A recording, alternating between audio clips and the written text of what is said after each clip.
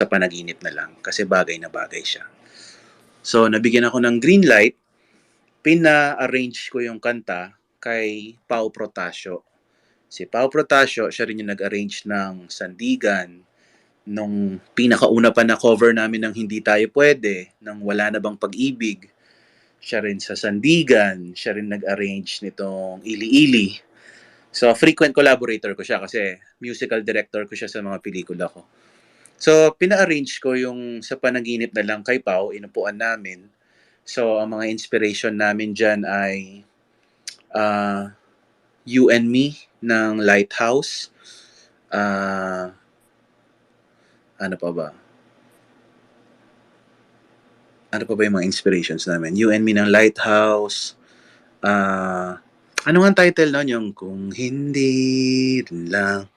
Alam mo yun, yung parang siyang heartfelt na rock alternative ballad na masarap kantahin sa karaoke, sa videoke. Parang ganun ang ine-envision ko for for Sa Panaginip na Lang. And of course, yung pinaka-criteria doon is dapat maganda siyang pang theme song ng pelikula. Tipong tatayo yung balahibo mo kapag narinig mo siya sa trailer, or kapag pinanood mo yung pelikula na Expensive Candy, which is showing na sa Wednesday, pag tumugtog siya sa dulo, dapat yung magkaroon ng catharsis, or yung parang maramdaman mo na buo yung experience. So, makikita natin yan sa Wednesday kung effective. So, yun, pina-arrange ko na, tapos inaral ng alamat, and then, hindi naman makakaila, since last year pa yun, OT8 pa talaga yung Sa Panaginip na Lang nun. First stanza si Gami, tapos somewhere sa second stanza si Valfer. So, may parts talaga sila dun. And, tapos, ayun, inaral namin. And then, ready for recording na siya. Kasi, yung Expensive Candy, guys, sige, pause muna tayo dun sa Panaginip na Lang. Ano muna tayo, Expensive Candy. So, yung Expensive Candy kasi, shoot namin yan December. In a total of 9 days. And yung pelikulang yun, kung tapos na siya ng December, ang expectation kasi namin is ilalabas na siya sa Viva Max. Streaming lang. Ilalabas na siya ng mga March or April, summer or Holy Week. Kaso, ito ang nangyari. Nung natapos na naming ma-edit yung pelikula, yung mga bossing namin, they had a feeling na parang it's too big of a film para ilagay sa streaming. Gusto nilang gawing theatrical yung release. Theatrical meaning sa sinehan. So, yung Viva Films, hindi mo na nilabas yung pelikula sa Viva Max. Nag-antay sila ng parang perfect timing para mailabas sa sinehan yung pelikula. Nung kailan ba? From January until siguro last month, parang parang hindi pa pwedeng maglabas sa sinehan kasi hindi pa sure kung may manonood, then strict pa sa mga lockdown, ECQ, di ba? Kaya na-delay yung showing ng pelikula. Kaya umabot siya nitong September 14. So imagine, as early as around February, ayan, tapos na yung Sa Panaginip na Lang, tapos nakalagay na sa pelikula. Pero hindi namin mailabas pa yung pelikula kasi nga nag-aantay pa ng showing. So ngayon, nasira yung parang timetable namin for Alamat kasi dapat kung April or March release yon, lalabas na rin yung kanta that time, di ba? So ngayon, dahil indefinite yung paglabas ng Expensive Candy, and wala pa kaming nakabangkong recording na ilalabas for Alamat, sabi ko sa mga boss ko sa Viva Records, pwede bang ilabas na natin yung Sa Panaginip na Lang independent of the movie? So kahit na matagal na siyang nakakasa as official soundtrack, official theme song, sabi ko ilabas na natin in advance para kung sakaling sumikat yung kanta, di makatulong siya sa promo ng pelikula. Sakaling kung kailan man siya lalabas ng pelikula. Kaya, ayun, we decided na kunin yung P-Popcon as the perfect opportunity para i-debut yung kanta. Kahit wala pa siyang music video. So, ganun nangyari. Kaso lang, ang daming nangyari dito eh. So, yun yung plano. Kaso, by February, nalagasan kami ng 2 members, di ba? So, nakapag-record na kami ng OT8 version. So, di na may kakaila yun. So, kung makikita nyo sa mga BTS vlog ng recording sa panaginip na lang, di ba, makikita nyo doon, may, may outfit, change, parang in the middle of the vlog, nagbago ng damit yung Alamat. Bakit? Kasi, we had to re-record the parts of the members who are gone. Kasi, OT6 version na siya. Ayun. So, yun yung bagong trivia siguro sa inyong mga magiliw. Ni-record namin siya ulit, naging 6 na lang, yung part ni Gami napunta kay RG, yung part ni Valfer napunta kay Taneo, mga ganung bagay. Yun. Tapos, ayun, dinebut namin yung kanta sa P-Popcon. Pero, kung mapapansin nyo sa P-Popcon, yung sa panaginip na lang doon ay kalahati lang, di ba? Parang start pa lang ng kanta, doon na agad sa second verse after ng first chorus. So, ang reason lang naman doon is yung time limit. Kasi bawat grupo doon, binibigyan lang ng 20 to 25 minutes para ma-perform yung buong set nila. So, calculating everything, yung oras ng lahat, pati yung mga spills, pati yung mga speech, kung bubuin namin yung sa panaginip na lang, hindi kami makapag-perform ng 4 na kanta ng P-Popcon. So, we decided na, na lang, since first performance pa lang naman siya, umpisahan na natin sa gitna. Kasi, a few days after ng P-Popcon, ilalabas naman siya sa Wishbus, tapos ilalabas na yung digital, yung official audio. And then, later on na lumabas yung music video.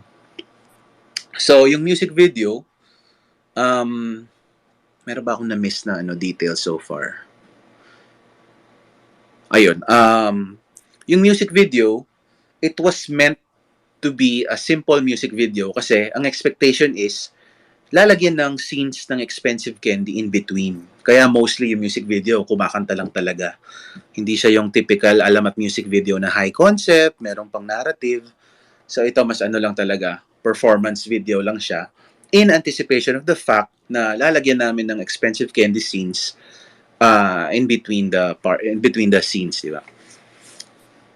Yun, pero ayun, na-delay yung Expensive Candy. Kaya hindi nangyari yun kaagad. Pero recently, kung makikita nyo sa Viva Records YouTube channel, naglabas kami ng Expensive Candy na merong scenes ng music video ng sa panaginip na lang na merong scenes ng Expensive Candy. So, yun ang nangyari. Tapos, kami, on our part, since, di ba, after Abacada, we earned so much anger from the fans dahil nalagasan na naman kayo ng member, ganyan-ganyan.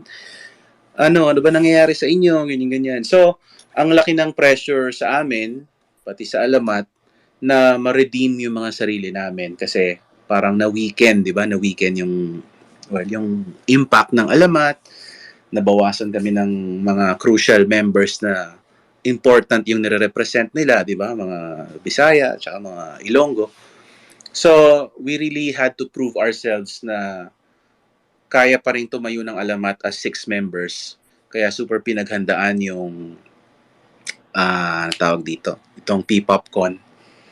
And good thing, itong sa panaginip na lang, it became, and it still is, our strongest song based on Spotify streams. Napakalakas niya na umaabot kami ng, I think nag-peak kami ng umaabot kaming 10,000 streams a day. Kasi yung iba naming songs, yung mga luma, more of 1,000 streams a day. And then itong mga recent, more of 3,000 streams a day. Ayun. So, ang lakas niya. So, we had the feeling na somehow, we were able to redeem ourselves just, through sa panaginip na lang. Ayun. Tapos, ayun, pinerform din siya ng Alamat sa mall show ng Greed starring Nadine Lustre, di ba? And ngayon, nalampasan na ng sa panaginip na lang yung K-Buy sa Spotify in terms of number of streams. Granted na hindi siya ganun kalakas sa YouTube, pero kasi in our defense, parang kasi, in a way parang nauna yung mga lyric video, nauna yung audio release, parang na lang, additional content na lang talaga yung music video. Kumbaga, people are really listening to sa panaginip na lang, not because of the visuals, not because of the music video, but because of the song itself, It's something that people really listen to. Yun. Tapos, ayun, naglabas na rin kami ng midnight version para additional content lang since malakas naman yung original, di ba? Naglabas kami ng additional for for fan service lang, di ba? Ayun, and ngayon, fast forward ngayon, nandito na tayo sa showing ng Expensive Candy na perform siya ni Julia Barreto at saka ni Carlo Aquino sa ASAP kahapon. Tapos, ayun, ang talagang pinagdarasal namin is makatulong itong paglabas ng pelikula sa, alam mo yun, sa further promotion ng Alamat sa general public, sa GP. Kasi, kung di nyo naitatanong, kami talaga sa Alamat, ang pinaka-goal namin is mapasok sa consciousness ng GP, general public, yung music ng Alamat. So, yun talaga ang priority namin more than obtaining 1 million views sa YouTube. So, all of those numbers are nice. Pero talaga kami, ang tinitira namin ngayon is Spotify. Kasi sa Spotify, you can't boost, parang maganda siyang, honest indicator kung gaano ka popular yung kanta sa general public. So, kami, yun ang pinipili naming path. More than getting million plus views sa YouTube. I mean, nice yun, di ba? Pero kasi ang dami namang ways para pwedeng i-tweak yun, di ba? Boost. And we tried boosting dati and napakamahal. Para mag-spend ka ng 10,000 pesos just to get 30,000 views, di ba? So, if you want to attain 1 million plus views, imagine how much money you need. And sadly, we don't have that budget. Ayun. So, sana talaga mag-hit yung pelikula or basta, ma-expose yung Alamat through Expensive Candy. Marinig nila na, kasi ganun, di ba? Pag may pinapanood kang pelikula, tapos nagandahan ka, tapos tumugtog yung theme song, ma-associate mo yung experience mo sa pelikula dun sa theme song, isa-search mo yung theme song sa YouTube or sa Spotify, and may kakaroon ng potential na, sino ba tong mga to? Sino ba tong boy band na to? Then, makakadagdag sa mga casuals or even fans ng Alamat. So, yun po ang paglalakbay ng Alamat SPNL. Crisis at Guay? Meron ba kayong mga gustong itanong or mga reactions?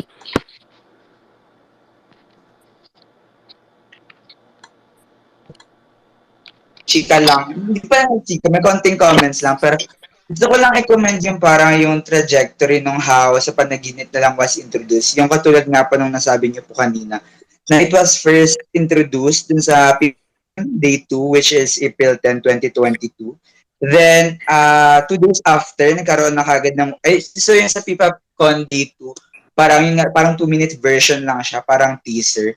And feeling ko very effective siya kasi parang, isa sa, feeling ko lang to, parang isa sa mga highlights ng PipapCon experience. Kasi, parang ang heartfelt, ang heartwarming lang nung moment na yon kasi nadinig po ako nung Ba't ako nanginginig? Nanginginig yung kamay ko kwento. Kasi naaalala ko talaga, very talaga siya. Very goosebumps talaga siya. Kasi habang kinakanta nila yon nakapatay yung ilaw, tas yung mga flashlights. nag-wave shots. Para Oo. siyang stars. So parang, In fact, dream-like talaga Christ, siya, music. kinakabahan kami nun. Kinakabahan kami nun kasi, 'di ba, new song siya. Pag kasi new song, 'di ba, most likely hindi masyadong masakyan ng mga audience. Tapos ballad pa siya, walang sayaw, 'di ba? Walang spectacle. Pero nung nagda-dry run kami, pinag-usapan namin, try nyo i-invite yung audience na i-on yung flashlight sila sa cellphone, then i-wave nila, and kung hindi sila mag-participate, edi kantahin nyo pa rin. So, alamat, and ako mismo, personally, I was overwhelmed na sumakay yung audience dun sa request ng alamat na paki-on yung flashlight ng cellphone, and, di ba, siguro dinala din sila nung pag-iyak ni Tomas, parang sila, nagkaroon ng sympathy, di ba? And sumali sila, and naging iconic yung performance ng Sa Panaginip na Lang. And napakarami naming nahilang casuals just because of that performance si P-Pop. Ayun. Guay. Ano lang po, wala naman po ako masyadong tanong ngayon. Pero, nung sinasabi niyo po yung about sa, nung naging P-pop ko, napansin ko rin nga po yun nung, yung Road to P-pop ko na pinost po ng, sa YouTube. Opo, na napansin ko nga na parang na-pressure nga po pala talaga yung group. And, alala po, parang ang masasabi ko lang, I'm so glad na it went really well. Nakaka-proud. Tama, yun. So, salamat sa mga nanood ng P-Popcon at na sumakay dun sa request namin. So, it was really encouraging. Kasi yun yung time na, 'di ba, parang ang dami-daming problema ng alamat, 'di ba, losing members and all. So, it really boosted our confidence sa ginagawa namin. Okay, so magbabasa tayo ng mga tweets, ng mga tanong. Ito, sabi ni Cams0508, although medyo walang kinalaman sa song, pero tinatanong niya, paano po pumili ng actors sa alamat for the movie? More of hindi naman nagkaroon ng audition talaga for that. Parang ako, personally, as director, kilala ko naman yung alamat. So, sinala ko lang kung sino yung tingin kong bagay na maging parang sidekick ni Francis Magundayaw dun sa kwento. And ayun, napili ko si RG tsaka si Taneo. Yun. Tapos,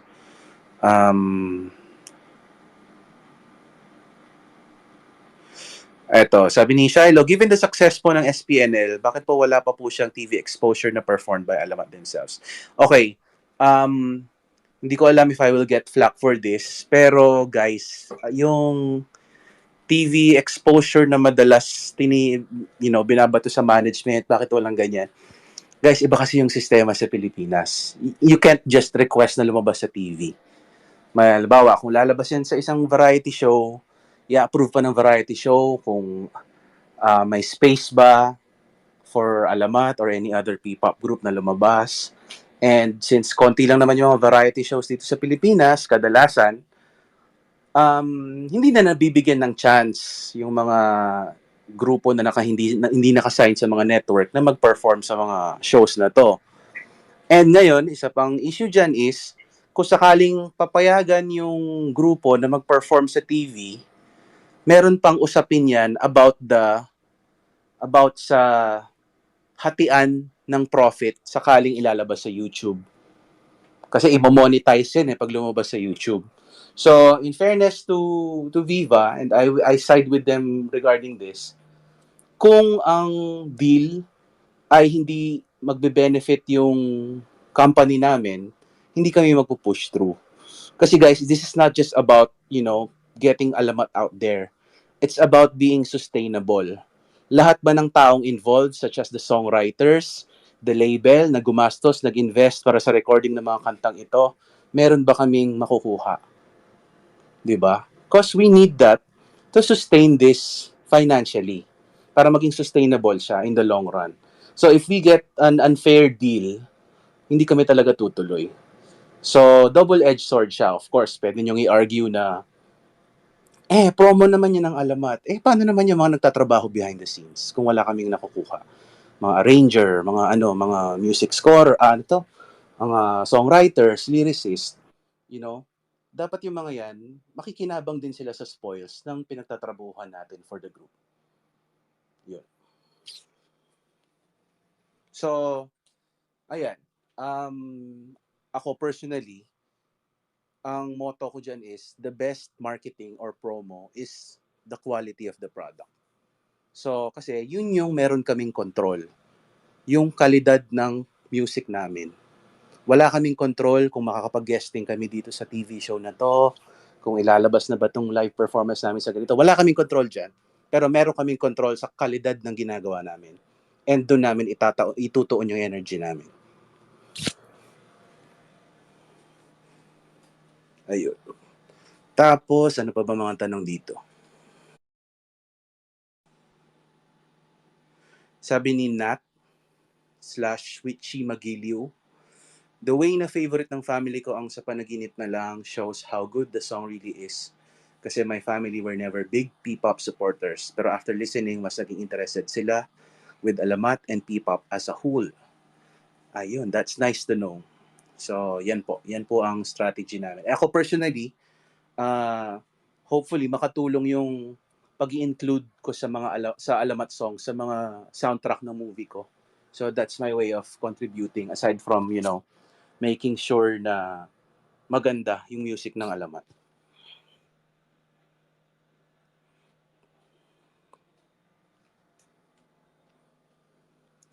Tapos ano pa?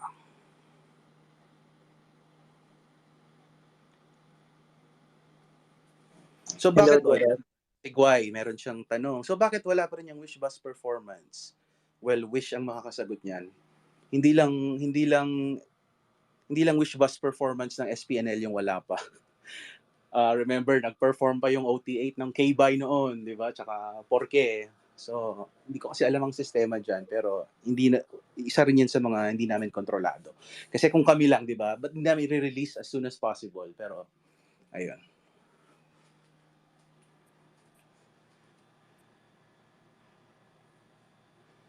Ayun. Tapos, so mostly wala namang questions, halos mga mga remarks. Ayun. Crisis and Guy, may mga tanong pa po kayo habang nagbabasa ako ng mga tweets. Direct, may nakita lang din po akong tweet. And ang question, narinig po ba ako? Hello? Oo. Yan. So, ang question lang daw po is, did you allow po ba that one Viva Max series to use Sa Panaginip na Lang as one of their official soundtracks? Okay, hindi pa na-address yan. Ang nangyari lang dyan ay miscommunication. Okay?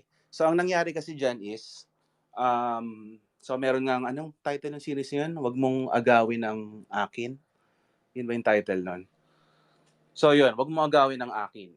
And kasi, ganito ang sistema, guys. Lahat ng film or TV products ng Viva, including Viva Max, they are allowed to use any song from the Viva Records catalog.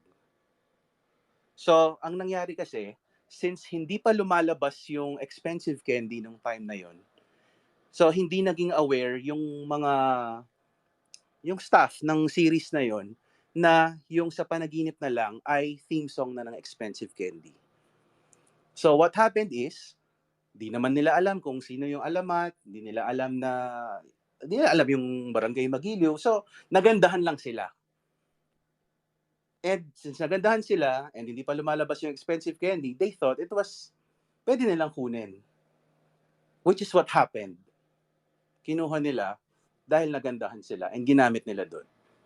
Kaya, nung lumabas yung trailer nun and ginamit, habang yung fans nagagalit, kami behind the scenes, nire-refute na namin. Hindi dapat nangyari yan kasi theme song na yan ako personally, ako yung kasi yung producer ng Sa Panaginip na Lang eh. Pinroduce ko yan for my own movie. So granted na meron kayong right to use it, parang it doesn't sit well with me na ako yung nagpagod, ako yung nag-produce ng kanta, and it's being used by another product. So kinausap ko rin si Direk Mac Alejandre, yung director ng ng series na yon. And inexplain nga niya sa akin na gano'n lang yung nangyari. And naintindihan naman niya kasi kaibigan ko naman yan si Direk Mac. And pinalitan nila. Yun. Does that answer the question? Yes po, Derek. Thank you po. So basically, parang free po to use yung mga songs na under Viva. Then nagustuhan po nung director po na ito, yung gumawa po nung series po na yon. Then ginamit po nila. Tapos parang nagkaroon lang po ng miscommunication. Kaya nailagay po siya dun sa series na yon. Pero Oo, ang kasi original plan kung po kung talaga is For Expensive Candy, sa panaginip na lang. kung lumabas na yung Expensive Candy or at least yung trailer, hindi na siya pipiliin or hindi na siya magiging part of the option. Kasi like for example, sa Expensive Candy, supposed to be gagamitin ko yung BMW ni Because para sa trailer and the movie itself. Pero nung nakita ko na naunahan na ako, hindi ko na siya ginamit. Humanap ako ng hindi pa nagagamit na ibang kanta. So, ganun ang kalakaran. Noted po. Thank you. Tapos regarding lang din po direct sa Wish Bus performance, is there any way po na parang mapo siya within the showing ng ng Expensive Candy? Kasi feeling din po namin is mayat din po siya dun po sa gusto niyo pong goal na ma-promote siya sa general public kung malalabas din po siya ni Wish Bus. Or katulad nga po ng sabi niyo po kanina, wala po ba kayong control regarding sa release po ng Wish Bus Perf ng sa panaginip na lang? Wala. Kasi Wish performances are content nila yon ng Wish 107.5. We can only follow up. Pero sa kanila ang decision. So siguro, kung makita nila na sumikat yung movie, and makita nila timely, o ilabas na natin to. Pero what we can do is just, follow up. Pero hindi kami pwedeng maging entitled na ilabas nyo na, oras na. Hindi pwedeng gano'n. Noted po direct. Side comment lang din pala, Drek. Kasi nung sa rin pala, nung sa Wish Bus, nakakatuwa lang din po kasi parang maganda po yung turnout nung gens kasi sobrang dami po ng mga magiliw na nag-tune in po dun po sa Wish Bus performance nila. Like, even though P-PopCon just happened like 2 days ago, pero marami pa rin pong mga magiliws na pumunta and nag-support po nung Wish Bus performance nila. So, yun. Tapos nakakatuwa lang din po kasi yun nga, na-incorporate din po siya sa mga mall shows, sa Grid Mall show sa Malabon, sa Market, ganon. Tapos parang effective siya talaga panghatak ng general public, at least for me. Kasi parang yun po yung song na ginagamit nila to interact with the audience. And yun nga po, feel ko naman po nakatulong po yung paglabas ng pelikula sa tawag po dito, nung na-release po siya, parang bigla po ulit tumaas yung yung streams ng sa panaginip na lang sa Spotify na nag-result na yun nga po nalagpasan na po ng streams ni sa panaginip na lang yung kay yun lang naman. Thank you po. Ayun. So, ayan. So, nakakatuwa lang sa panaginip na lang na ang haba ng shelf life niya. 'Di ba? Yung parang hanggang ngayon, may relevance pa rin siya. So, tingnan natin, baka ito yung maging susi para mas mapasok natin yung consciousness ng general public through sa panaginip na lang. Guay, ikaw ano? Ano rin po, parang medyo yun din po yung same sentiments ko na I really, really hope na SPNL na yung magiging way to have Alamat known. Kasi feeling ko talaga sobrang patok na patok siya sa taste ng Filipinos, like in general when it comes to music. Kaya parang napaka-universal ng sound niya sa OPM. So feeling ko, I really think na magiging malaking way yung SPNL to be known yung Alamat here. Sana talaga. Oo. Ay, tapos nakalimutan kong banggitin, isang reason pa pala kung bakit ni-request ko sa Viva na i-release na natin yung sa panaginip na lang ahead of the movie kasi may mini album ang Alamat. So sabi ko, halimbawa, sakali lang na-release na yung mini album ng Alamat, tapos biglang nag-decide ang Viva Films na, showing na natin yung Expensive Candy.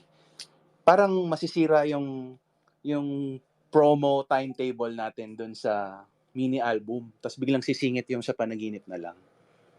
So kasi 'di ba pinangako ng Alamat namin na may mini album late this year.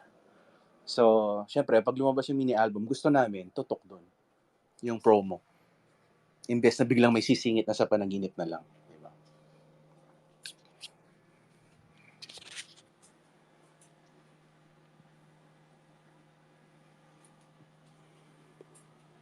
Ano pang mga tanong dito?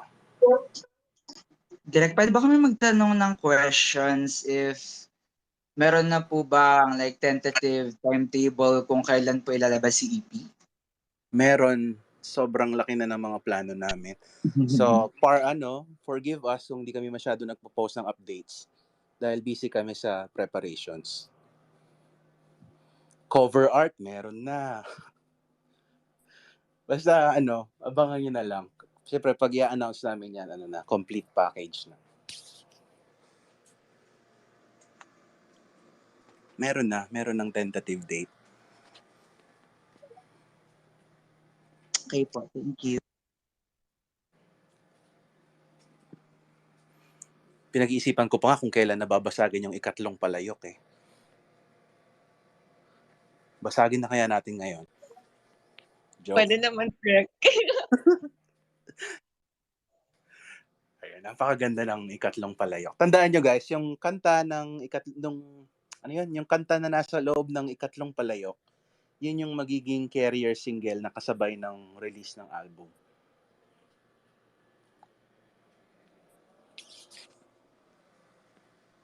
So, ang dami ng preparations para hindi lang para sa kantang 'yon, kundi para sa mini album.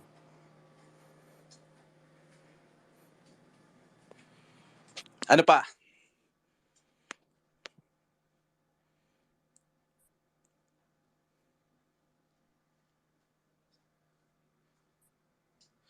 Sabi ni Isidro, naliwanagan ako doon sa complexity ng TV guesting. So, napaka-complicated niya.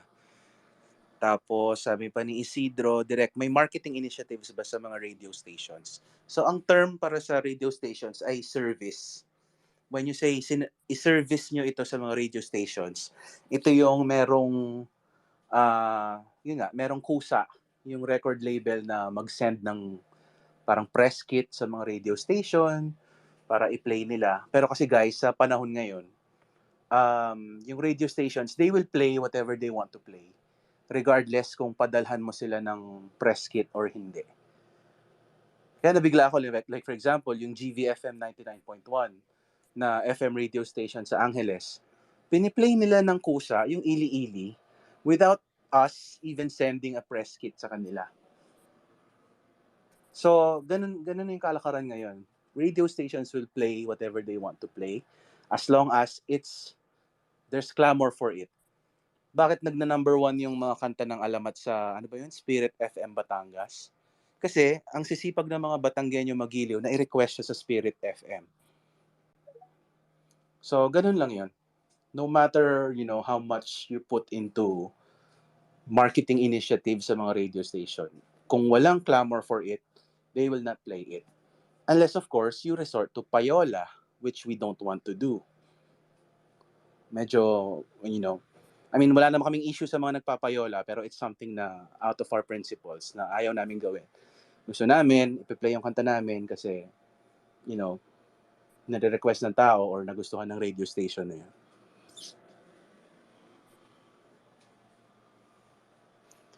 Sabi ni Mayari, direct ano pong ibig sabihin nito?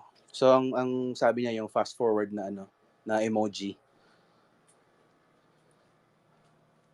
Clue yan sa mini album.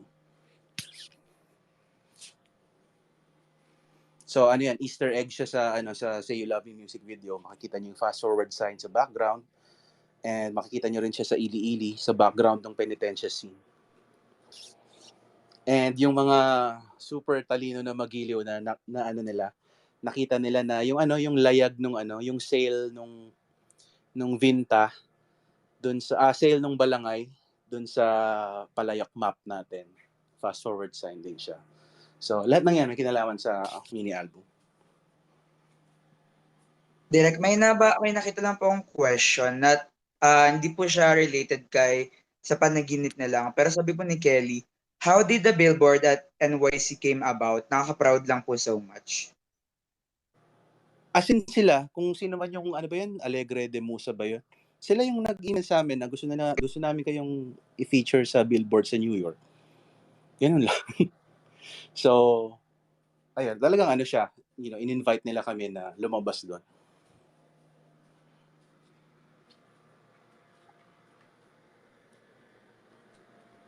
Parang mga mga Filipino-American na ano ba yun, fashion magazine ba yun? Basta may kinalaman sila sa fashion and yun. They just wanted to feature Alamat.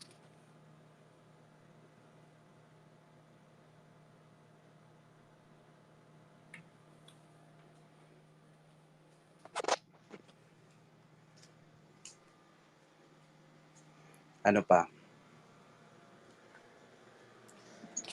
Tapos about radio stations, ganun din. I guess kung tama yung naalala ko, may nag-post na magiliw na pinapatugtog yung Porke somewhere sa Zamboanga or sa region na yon. Well, siguro dahil maraming Chabacano doon, kaya pinapatugtog nila yung Porke doon. Pero yun ang masasabi ko. Let's request, Alamat song sa mga radio station para maging aware yung mga station manager o yung mga DJ, di ba? Sino ba tong Alamat na to? Ay. At yun na nga nangyari sa Ili-Ili sa Pampanga.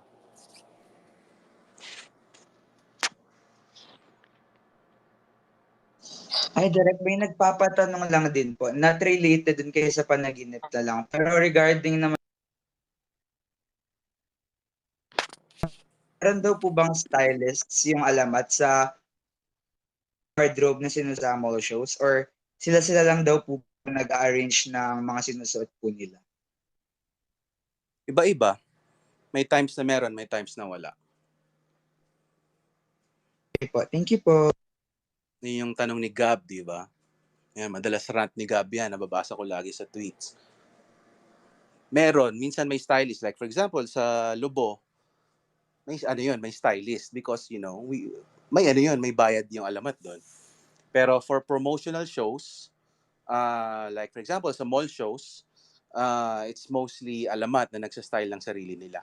Kasi hindi siya kasama sa budget talaga. So, kami, di ba, parang ano bang pa-prioritize namin? Yung merong damit na i-showcase sa mall show or yung chance na makapag-promote kami sa maraming tao.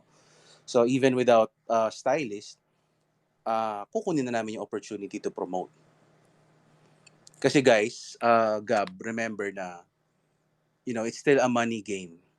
We don't want to spend because that would bankrupt the company or that would make Alamat seem like a project na labas ng pera pero walang pasok na income. Those are the realities of P-pop or, showbiz in general.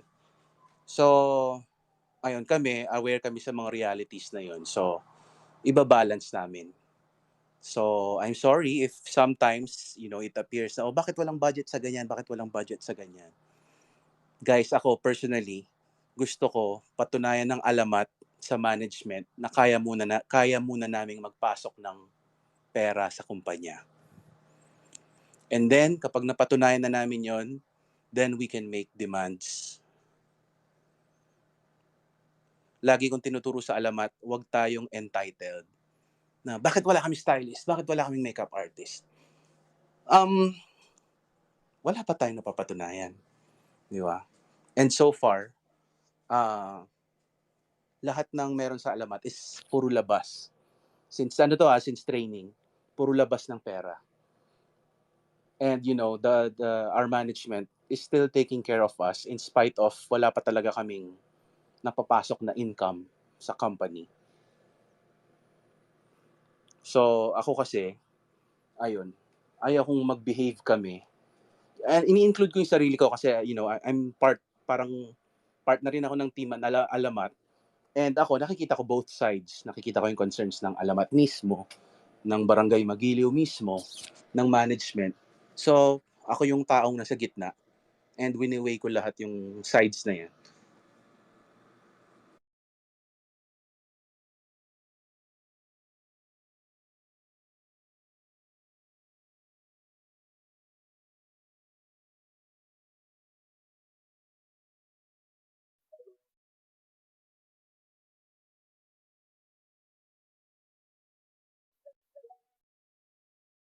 Boss natin na, ay, masyadong magastos ang Alamat, hindi worth it. Wag na. Stop na yan. Gusto ba nating umabot sa ganun? Ayaw ko, personally. Di ba? Pero side comment lang, Derek. Feel ko naman po, tawag dito. Ano lang, na very helpful naman po yung guesting ba? Tama ba yung word? Ng Alamat sa mga mall shows. Kasi parang malakas din po talaga yung hatak nila sa general public. Based sa mga events na napuntahan ko. Pero another question lang po, Derek. Regarding naman daw po, jump tayo from sa panaginip na lang to ili-ili naman. Meron daw po bang mga plans, promotional plans for ili-ili? Kasi for me lang po, Derek, personally, kasi parang nakulangan lang din po ako personally. Kasi parang pagka-release niya lang po, parang ilang days lang po yung hype, tas parang wala na. Meron po bang mga parang contents or anything na ilalabas po para to promote pa po si Ili Ili since siya po yung latest na single na nilabas po ng Alamat? Na-address na yun dun sa Ili-Ili Twitter Space journey yung dati na ginawa ko. Again, ang Ili-Ili is meant to be that song na para kayong mga fans ay hindi mainip habang busy kami sa album. So, kung mag-aalat pa kami ng energy and resources para sa more promotion ng Ili-Ili, mawawalan kami ng resources para sa pagpe-prepare sa mini album. 'Di ba? So, ang sana ma-appreciate ng fans na ang paglabas namin ng Ili-Ili is more of para hindi mabakante. Kumbaga parang hindi mawala yung, 'di ba, kakalabas lang ng Say You Love Me, 'di ba?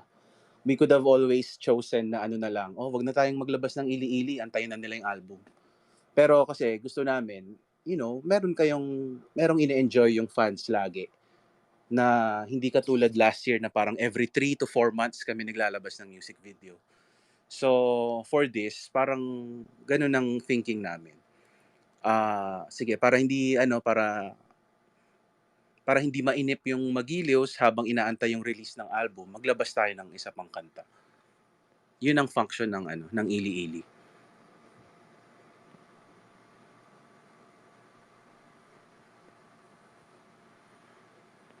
Pero abangan nyo, may TV show na lalabas yung Ili-Ili. I hope.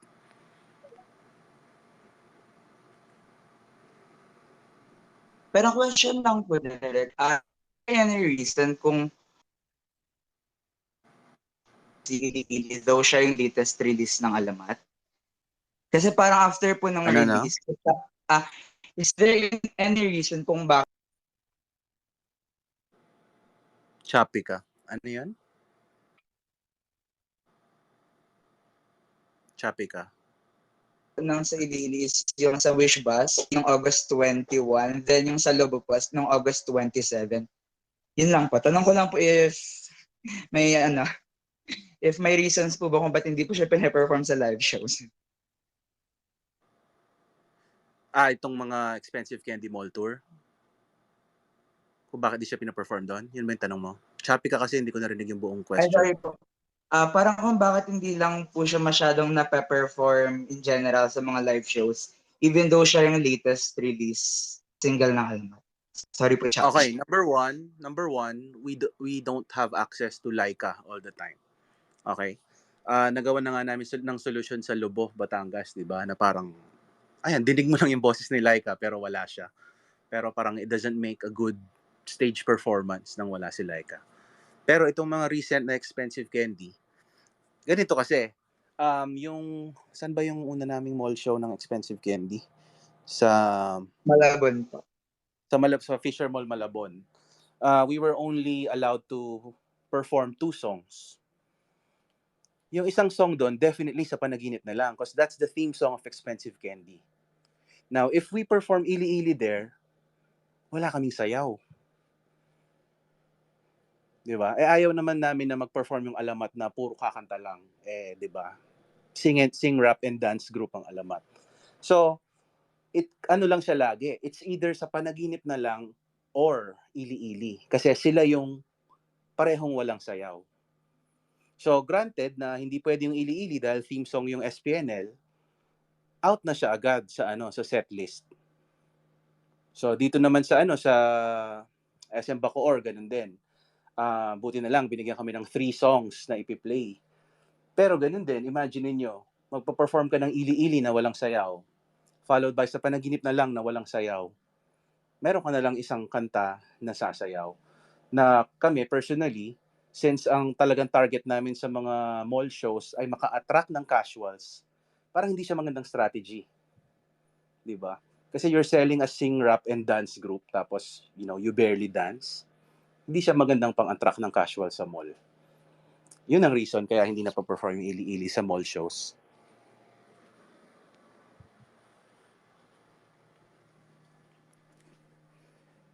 Did that answer your question?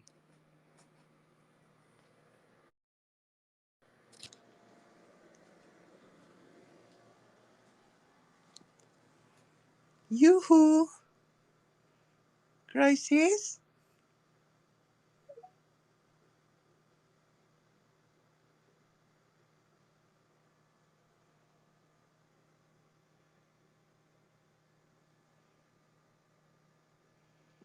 Hoy, Crisis. Nandiyan pa. O, si Guay naman ang magiging co-host.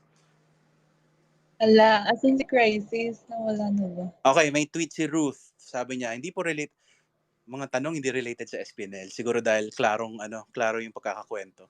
So, hindi po related sa SPNL, pero na-miss ko yung vlogs nila sa Balay. Magkakaroon po ba sila ulit ng Balay Alamat vlogs? Well, tapos na yung Balay Alamat as a series. Dalawang reason. Number 1 is,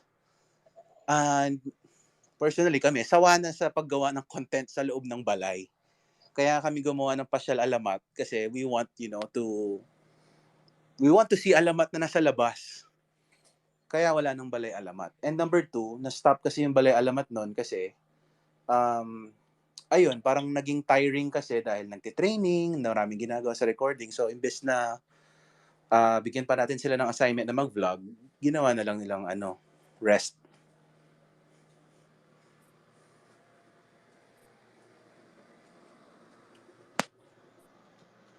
Ano, Guay?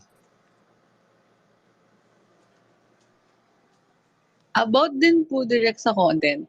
Kasi since nasabi niyo rin naman po na may tentative date na po ata for the EP. Oh. Can we expect din po ba a little bit of those kind of content once the EP is released? I think kasama siya dun sa meeting namin. Kasi last week lang kami nag-meeting ng lahat ng involved na staff. And kasali yun talaga sa plan. Dapat release kami ng series. Siguro after na ng labas na ng album. Ayoko pang mangako pero ilan sa mga na-raise na pwedeng gawin is, homecoming ng bawat member. Pwede rin kaming magkaroon ng school tours since may face-to-face classes na.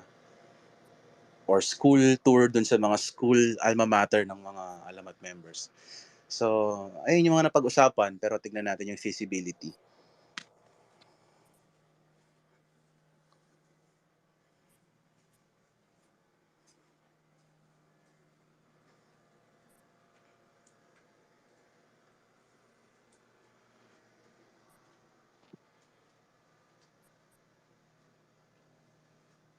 Sorry, Direk, may technical deficiencies, sabi ni Crisis. Ayan. Baka naman nasa SM Bacoor ka pa. Di ba nawalan ka ng data doon? Ayun, ano pa ba?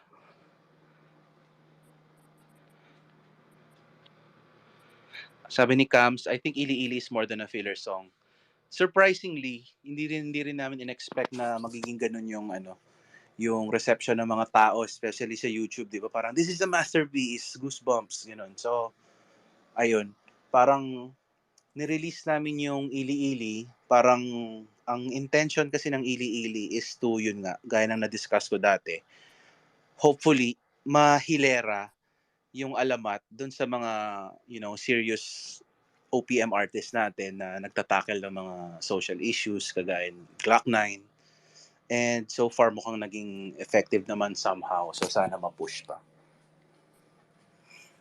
Kasi guys, tandaan nyo, pag meron tayong napahit na kanta ng alamat, as in yung super big hit talaga na magiging papakinggan talaga siya ng mga tao, damay-damay lahat ng past songs ng alamat dyan. Di ba? Pag may na-discover kang artist tapos nagustuhan mo yung isang song niya, i-stalk mo yung mga previous songs nila. So tayo, nag-aantay lang tayo ng moment na ma-hit natin yun. Hindi mo talaga mapaplano yan Sometimes yung case in point, Sarah Geronimo, di ba? Nung nilabas yung Tala, parang lukewarm lang yung reception ng mga tao. Tapos, months or even years after, saka pa lang siya nag-boom. Even yung Buwan ni J.K. Labajo, ni Juan Carlos, matagal na siyang nirelease noon. Tapos parang meron lang nag-viral na parang live performance niya. Then saka pa lang, mag-boom yung kanta. So tayo sa alamat, naghahanap din tayo, kasama yun sa iniisip natin na hindi porke hindi nag 1 million views agad yung kanta or parang feeling mo mahina siya sa Spotify, yung parang susukuan mo na siya. Malay mo, isa dyan sa mga past songs ng alamat, biglang mag-boom out of the blue. Di ba? Tapos, damay-damay lahat ng songs. So kami, yun nga, since hindi mo mapaplano yan kung ano yung mag-hit tsaka hindi, ang gagawin lang namin, we'll just make sure na maganda yung ginagawa ng alamat na music every time. Kasi yun yung meron kaming control. Kalidad ng music.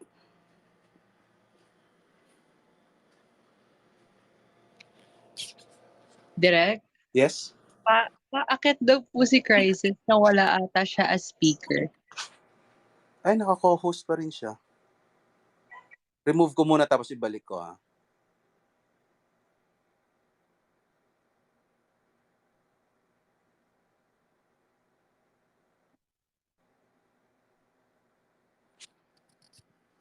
Crisis, can you hear us? Ayan. Internet dito sa aming balay. Ayun, Derek, may lang po, may nag-raise lang din po ng question. So, balik po tayo kay sa panaginip na lang. Is there any plans daw po na magkaroon pa po ng mall shows na expensive candy na kasama po yung alamat even after the release of the film or ano po? Sana meron. Usually kasi meron Pero, syempre, nasa yan, availability ng artista, availability ng ganyan-ganyan. Tingnan natin. Pero may plans po ba, Derek? May plans yan lagi. Pero may mga factors na dictate kung tuloy or hindi. Due nga po sa availability po ng artists. Sige po. Thank you po, noted. Tapos, pag naman na-finalize, ina-announce naman agad ng Viva yung na, di ba? Na meron. Direct question lang po. Feel ko personal lang to. Pero bakit yung sa mga events po ng alamat, parang ang late po nila mag-announce, parang like the day before. Tas medyo hassle lang po kasi siya kasi minsan yung events po nasa malalayong lugar po. Pero is there any reason po kung bakit parang a day before nag-a-announce ng events yung kapag alamat shows po or gigs or whatever? Wala namang kinalaman sa alamat yun. Ganun lang talaga yung nature ng mga mall show. Siguro, most likely, the day before na-finalize ang lahat, di ba? Kesa naman mag-announce ka na meron, tapos biglang magka-problema the day before, tapos biglang cancel. So, ganun lang yun. Tandaan nyo guys, ang mga mall show ay mainly for the casual mall goers. So, mas yun yung intention talaga ng mall show more than yung parang concert siya na bibili ng ticket in advance tapos pupunta. So, yun. Ganun siya. Pero most likely, ganun yan. Nafa-finalize lang talaga ang details a day or days before. Pero meron din namang mga, 'di ba, may mga shows with alamat na ang aga ng promotion itong Kabangkalan. Kasi finalize na siya agad or even yung Lobo Batangas ang tagal niyang naka-announce noon. So case to case basis siya.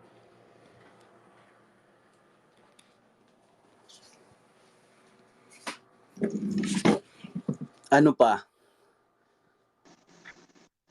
Direk, regarding daw po ulit sa EP, are there any plans daw po na gastusan daw po yung ads po sa YouTube or katulad nga po ng sinabi niyo po kanina, focus po ba tayo sa streaming sa Spotify?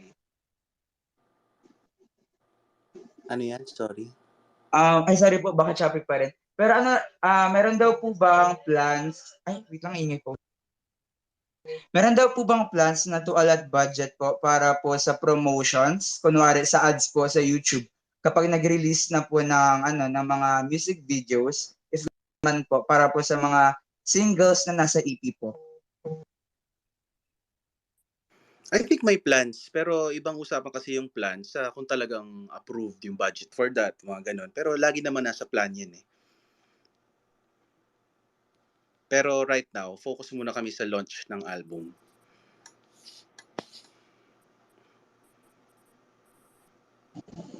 Pero if ever po ba direct, meron po bang budget for the ads? Ay, may budget for the ads? Wala pa kasi hindi pa naman namin na-apply yung request. Ang budget guys, binibigay yan per request. Hindi naman siya parang i-allot lang na, ito lang ang budget niyo.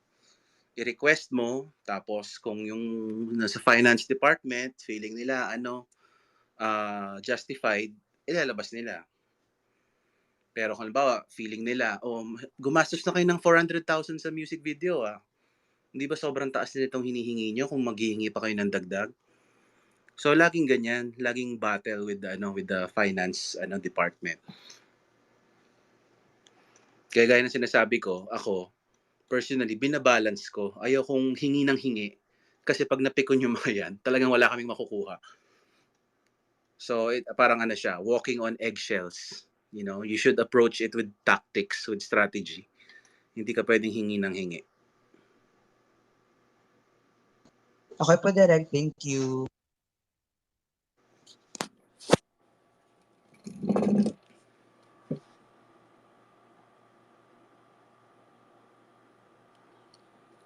Baka may gusto pa dyan na umakyat as speaker na nahihiya lang. Meron ba kayong gustong i-recruit? Crisis, tsaka recruit talaga. Recruit as speaker.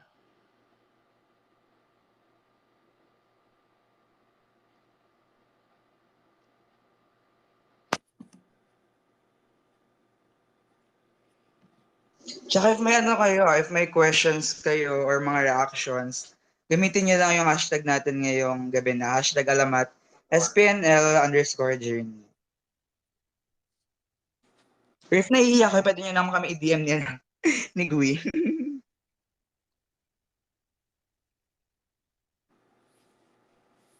Alamat SPNL Journey.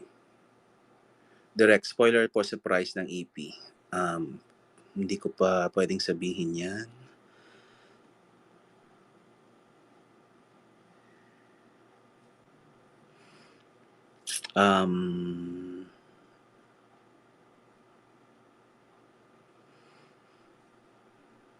Ayun, sabi ni Isidro, eto rin pinanghahawakan ko why I don't really get frustrated na hindi instantaneous ang fame ng alamat. So, yan, isang viral hit lang. Isa lang and people will discover their no-skip discography. So, ayun, of course kami, parang halimbawa, meron kaming nilabas na song and we feel really proud about it. Tapos, hindi siya nag-viral as we fantasized. Ayaw naming mag-dwell sa ganun. Kasi nga, nakita na namin yung career path ng mga seniors namin such as the Juans, ganun, na hindi talaga madali na magkaroon ng hit. And most likely, pag nagka-hit ka, it's accidental. And for the Juans, that was hindi tayo pwede. Diba? And SB19, it was their dance practice ng Go Up. Diba? And wala rin kaming hindi kami under ng network para merong access sa TV shows all the time para makapag-ensure na million yung streams or yung views ka agad, di ba? So, ayun, basta I hope although appreciate ko yung concern ng mga magiliw na sana mag 1 million views, siguro i-appreciate muna natin yung fact na maganda daw yung mga nilalabas na kanta ng Alamat. So, and there's a reason kung bakit magaganda yung kanta ng Alamat. It's because, the team behind Alamat and Alamat themselves, doon namin tinutuon yung energy namin. Ayaw naman nating maging parang grupo na, na dinaan lang sa marketing. Gusto namin yung produkto, which is yung music, is high quality. Then eventually, when people discover us, they will see how good our output is. And hopefully mag-spread sa ibang tao. So yun ang motto ko, parang the best marketing or promo is the quality of our work.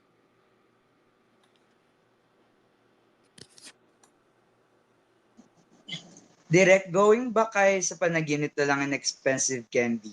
Meron daw po bang chances na magkakaroon ng kunwari po cinema tour, if tama po ba yung term ko? Pero parang ano daw po, if ever kunwari may mga showings po ng show tapos parang i-announce po na biglang pupunta po kunwari si Julia Barreto or yung Alamat para daw po makahatak daw po ng audience if ever. May make sense na yung question. Regularly naman namin ginagawa yun even before pandemic, na kapag first week ng showing ng pelikula, may surprise appearance yung artista, di ba? Pag nag-end yung show. Ayun, lagi namang may ganun dati. So, sana meron pa rin naman ngayon. And ang hindi ko lang sure kung kasama Alamat doon or mas yung cast lang talaga, sina Julia, ganun. Pero, yun. Siyempre, hindi i-announce yun kasi surprise nga, di ba? So, swerte na lang kung sino yung nandun sa particular na sinehan na yun kapag biglang nag-surprise appearance yung si Julia or yung Alamat.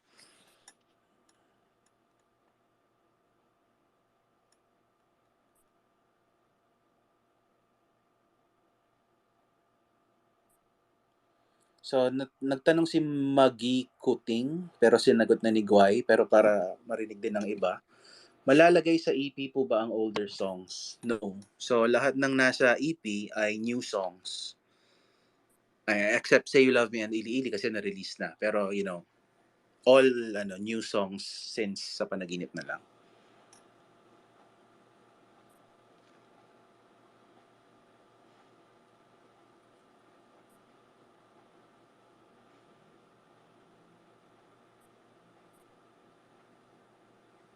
Direct, someone is asking daw po if like, since lahat daw po ng single nagka-MV, can we expect daw po more MV from the songs sa EP?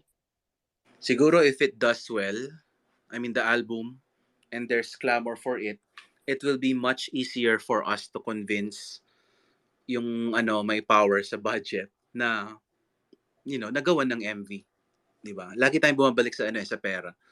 Pero ganun lang yung sagot ko lagi. If there's clamor for it, it is more justifiable for the company na maglabas ng pera.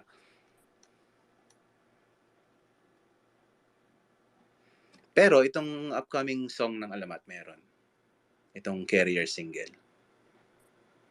Isa siya sa mga pinaghahandaan namin aside from the launch of the album itself.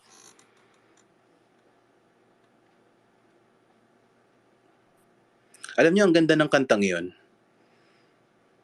Ang ganda. Ang ganda, promise. Walang ibang nasabi.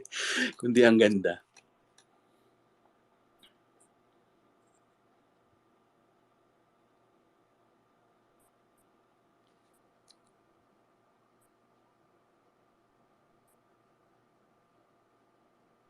Direk, natanong na po ba, ano na una, Expensive Candy or yung SPNL na song? Ayan, wala kasi kayo kanina. Pero summary is, nauna yung Expensive Candy na song as a demo, and then, nagustuhan ko siya for Alamat kasi ang instruction sa amin noon ay maglabas ng parang slow song for Alamat. And then, sakto, nung time na yon, dinedevelop ko yung Expensive Candy. And naisip ko, wow, bagay siya sa Expensive Candy kasi swak na swak dun sa mindset ng characters. Kaya ayun, I decided na gawin siyang theme song ng Expensive Candy.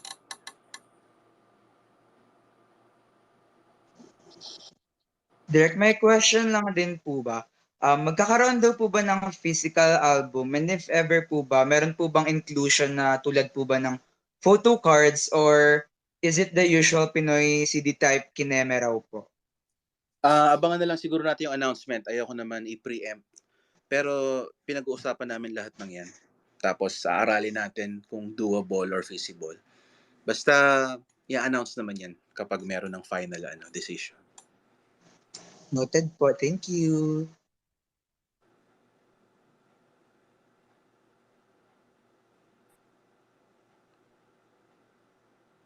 Tapos may tanong rin po si Ruth, yung about daw po ba sa school tours na pinaplano.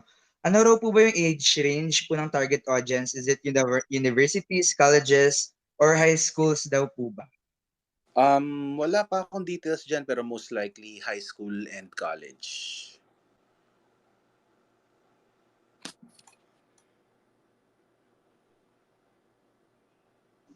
Question po ulit direct. Hello po, not as panel related, sabi po ni Marge. Possible po ba na mag-Kumu or IG Live ulit kayo with all the members? Salamat po.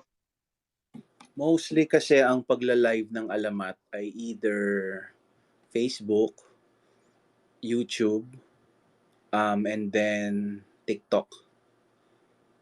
In that order, mas yun. Pero of course, possible naman lagi na mag-IG Live or Kumu. Kasi, di ba, sa IG, may kanya-kanyang accounts na pinagkakaabalahan yung bawat member. So, napakadalang ng chance na mapagsama-sama sila sa IG Live ng official account, di ba? So, yun. Possible, pero mas pag live at sila, grupo, mas Facebook tsaka YouTube. May question lang din po, Derek. Kasi parang napansin ko po na parang nung Tugatog, parang yung other P-pop groups po is may event po sila with Kumu. Tapos parang napansin ko po, wala po yung Alamat, Litz, and other Viva P-pop groups po. Meron po bang anything about po doon kung bakit wala po sila sa Kumu? Tama ba yan? If tama yung question. Lumabas kami. P-pop silog, lumabas kami. Yan, sige. P-pop sila. Yeah. Pero parang may events po kasi na parang nag-sign po ata yung ibang P-pop groups. Tapos parang lang po kami kasi parang wala po yung mga Viva groups. Yun na. Pero kami lumabas kami. P-pop silog. Pero hindi siya before, after na siya. Tama ba? Oo, Say You Love Me time na yun eh. Ay! Basta, lumabas kami. Kumu P-pop silog. Yes po, nag-P-pop sila.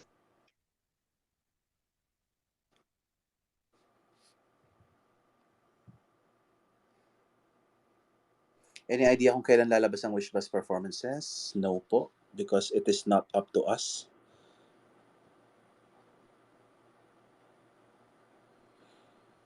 Pwede ba maka-attend sa university tour kahit graduate na? Depende sa organizers kung open sa public yung yung event.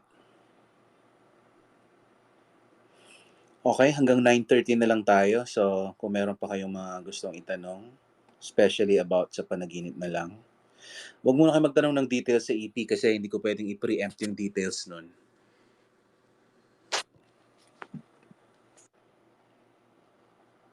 Ay, EP pala yung tanong ko. Never mind.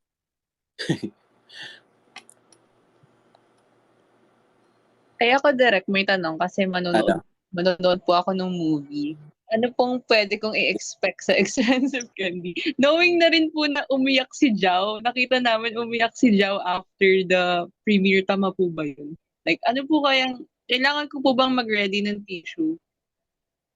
Naiyak ba si Jao sa movie o naiyak siya dahil umiiyak ako? Hindi ko alam. Ay, ganun po ba yung direct? Dahil po ba naiyak? Di ba humagulgol ako after ng movie?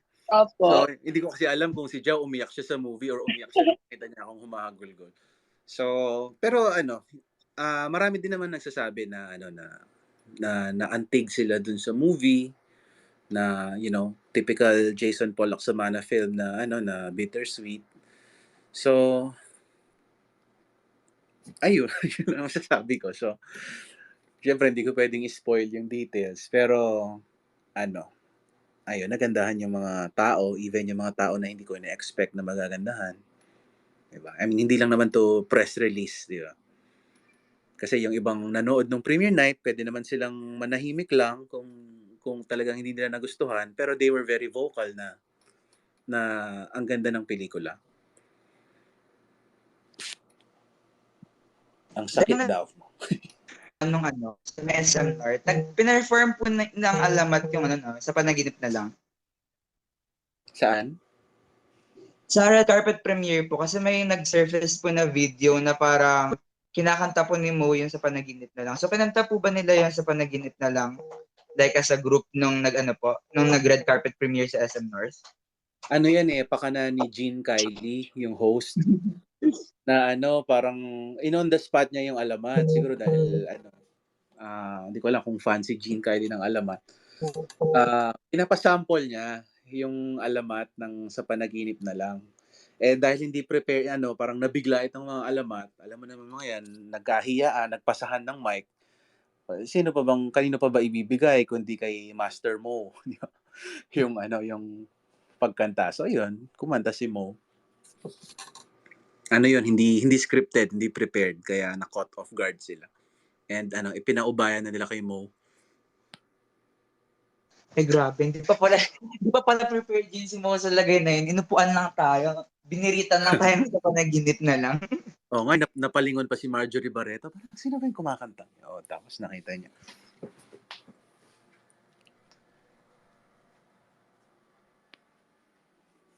Ano raw po yung difference 3 minutes. ng Viva and Ninuno in relation po sa Alamat Management? Ang Viva, of course, yun yung mother company. 'Di ba? Parang Disney, gano'n, mother company. Mother company ba yung Disney or Fox? Basta siya yung mother company. Tapos, like any other big entertainment company, merong tinatawag na subsidiary companies. 'Di ba? Yung Marvel ay subsidiary company na under Disney. Yung Black Sheep, subsidiary company siya under ABS-CBN Films. So, meron din ganyan yung Viva. Ninuno Media, Epic Studios. So, Ninuno Media, yun, isa siyang subsidiary company. And